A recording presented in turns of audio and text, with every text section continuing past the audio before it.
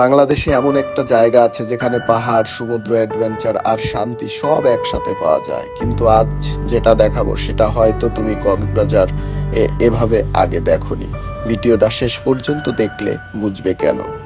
দীর্ঘ বাস জার্নির পর আমরা নেমে পড়লাম কক্সবাজার শহরে।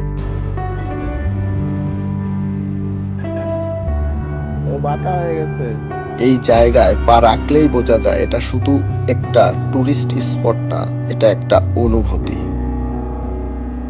আমাদের যাত্রা শুরু হলো হিমছড়ি পাহাড় থেকে। চারপাশে সবুজ, নিচে সমুদ্র। এমন দৃশ্য দেখলে মনে হয় শহরের সব চাপ এক নিমেষেই হাওয়া হয়ে যাওয়ার মতো। আমি কক্সবাজারে আসার পরে এমন দৃশ্য দেখলে আমার চাপ এক নিমেষেই হাওয়া হয়ে যায়। তোমাদের বেলায় কি ঘটে কমেন্টে জানাও। আর পাহাড় পেরোতেই সামনে খোলা সমুদ্র, ঢেউয়ের শব্দ, বাতাসের ছোঁয়া। এই মুহূর্তটাই বলে দেয় ভ্রমণটা সার্থক। কলাতলি সমুদ্র সৈকত, এখানেই শহরের আসল প্রাণ।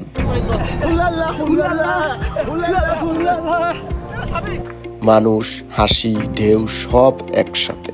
সমুদ্রের ধারে ফুটবল খেলাটা শুধু খেলা না, এটা বন্ধুদের সাথে কাটানোর সবচেয়ে খাঁটি মুহূর্ত।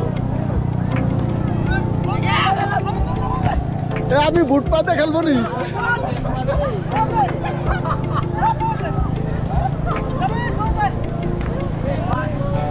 আমাদের অ্যাডভেঞ্চার টাইমের মধ্যে ছিল সি রাইড। এই সি রাইডটি আমরা করেছিলাম কলাতলি সি বিচে, সি স্কুটার দিয়ে, যা পানির উপর দিয়ে ছুটে চলে, পিছনে ফেলে সমস্ত ঢেউ।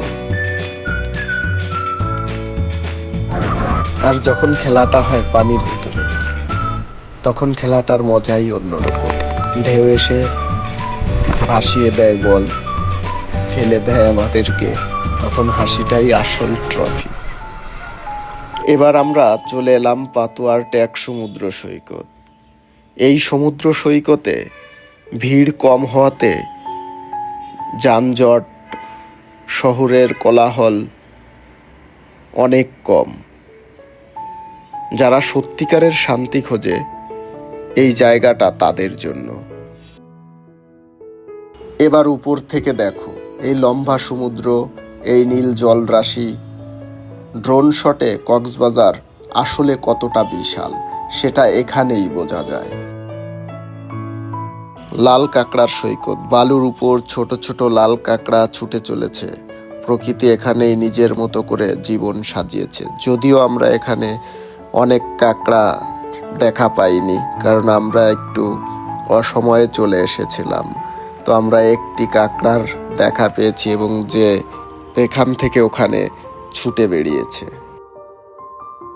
দিন শেষ হয়, সূর্য ডুবে যায়, কিন্তু কক্সবাজার থেকে যাওয়া স্মৃতিগুলো থেকেই যায়। ভিডিওটা যদি ভালো লেগে থাকে অবশ্যই লাইক, কমেন্ট, শেয়ার করতে ভুলবেন না।